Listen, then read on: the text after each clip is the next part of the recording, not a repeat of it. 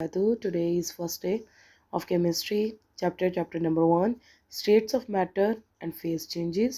इंशाल्लाह आज हम एक्सरसाइज देखेंगे फर्स्ट चैप्टर की शॉर्ट क्वेश्चन आंसर से इंशाल्लाह हम स्टार्ट करेंगे टू द पॉइंट आंसर है Why chemistry is divided into many branches? Give 3 reasons. Question number 1 answer to make it easy to study. ठीक है, आसान बनाया गया इसको पढ़ने के लिए.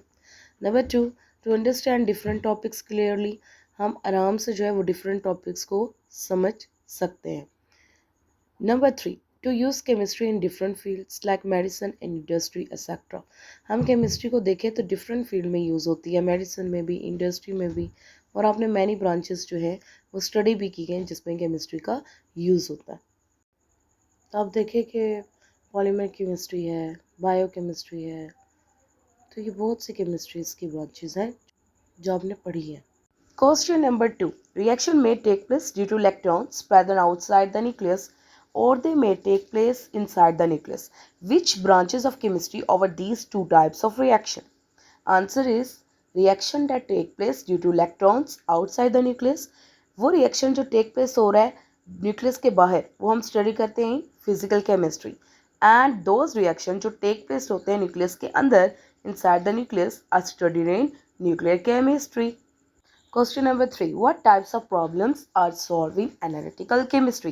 Analytical chemistry में हम कौन से problems किस किस्म के type के problems solve करते हैं?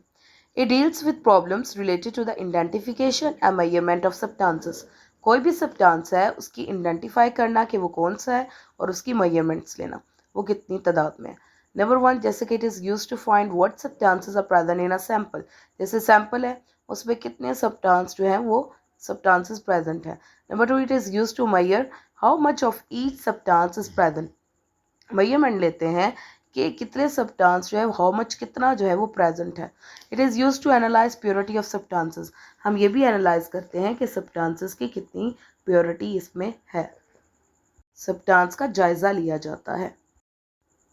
Both graphite and graphene have hexagonal layer structure. What is the difference between them? इन दोनों में difference क्या है? Graphite it has many layers of hexagonal carbon sheet stacked on each other. एक दूसरे पे stacked होती हैं कार्बन शीट्स जो बहुत ज़्यादा उनकी layers होती हैं कार्बन शीट्स की. बट हम देखें ग्राफीन में तो it is a single one atom thick hexagonal layer of carbon atoms. Single होती है और one atom होता है जो thick hexagonal layer जो है वो किसकी है कार्बन एटम्स की as compared to graphite.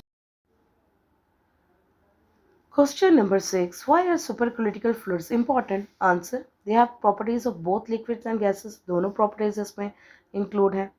They can dissolve substances very easily. आसानी से substance जो है वो easily dissolve हो जाता है. ठीक है. They are used in industries for extraction.